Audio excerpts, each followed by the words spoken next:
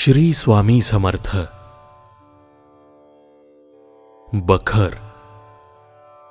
लेखक श्री गोपाळबुवा केळकर। संपादक श्री रामचंद्र चिंतामण ढेरे।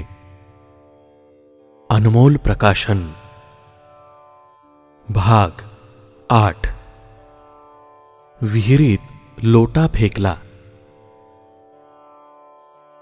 शके 1776च्या दुष्काळात एके दिवशी पुणे वैभवकर्ते महाराजांच्या दर्शनास गेले असता गावाबाहेर एका मोठ्या बावडीजवळ महाराज बसले होते। एक मारवाडी हातपाय धुवून लोटा भरून घेऊन महाराजांच्या दर्शनासाठी आला। दर्शन घेऊन मारवाडी परत जात असताना महाराजांनी त्याला परत बोलावलं आणि त्याच्या हातातील लोटा घेऊन पाणी ओतून टाकलं व तो लोटा 25-30 पावलांवर बावडी होती त्यात फेकून दिला। त्या बावडीवर दुष्काळामुळं 50-60 माणसं पाणी भरत होती।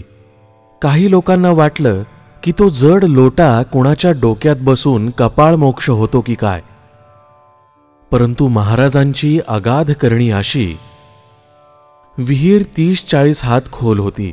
लोटा जो त्यात पडला तो कोणाच्या डोक्यात न बसता गर्दीच्या मध्यभागी जी रिकामी जागा होती त्या बेतानं आत पडला। सर्वांना मोठं आश्चर्य वाटलं। श्री स्वामी समर्थ। बखर।